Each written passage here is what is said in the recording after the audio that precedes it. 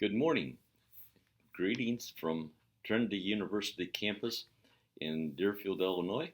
I am here for a conference with Interim Pastor Ministries, so staying in a motel room this morning.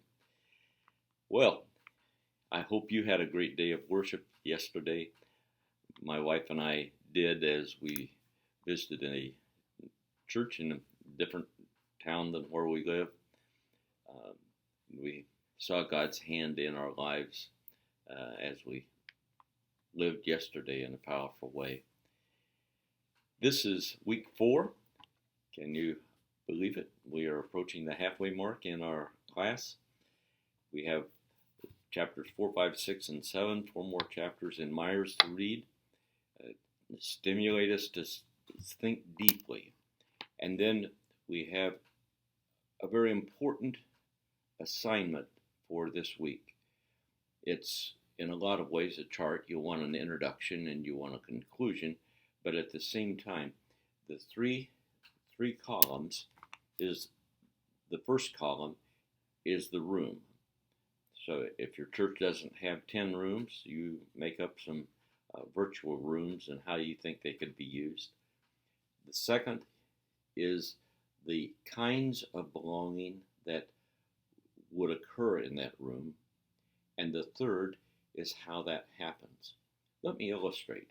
So my first room for our church in Bloomington would be sanctuary.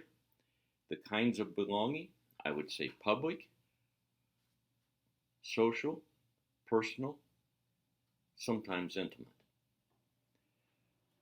The way that would happen is when my wife and I arrive at church, we greet people, visit with them, and communicate on a public level. Then sometimes, before other people are there, because we're early, we sit down and have a deeper social conversation with somebody. Sometimes that moves into a personal level, discussing about personal issues in their lives or ours.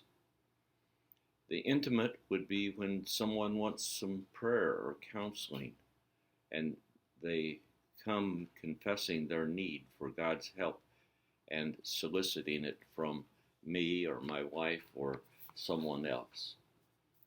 So if you caught that, in the sanctuary, I am saying we have 4 kinds of belonging, not just one.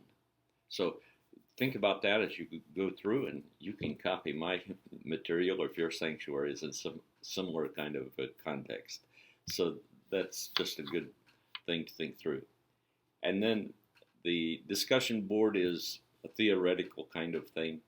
Which kinds of belonging do you think this Moody Distance Learning class offers, or any other class that you have taken with Moody Distance Learning, whether it's public, social, personal, or intimate? Again, I want to remind you of week number 5. It's coming up. The first assignment is to watch a worship service, not just a sermon, the worship service that is available. I have provided for you some possible sources. And the second assignment is a small church ministry option of 2 different things. And then the third is a demographic study of your community and your church. The community data is an established fact through census or other dynamics to provide that. When you do it for your church, it's your estimation. So you don't need to go ask anybody, well, did you make 100,000 last year, or was it 200,000? No, you don't ask that. You just make some assumptions. The goal of that assignment is, are we reaching the people in our community, or are we in our own little niche and totally ignoring our community?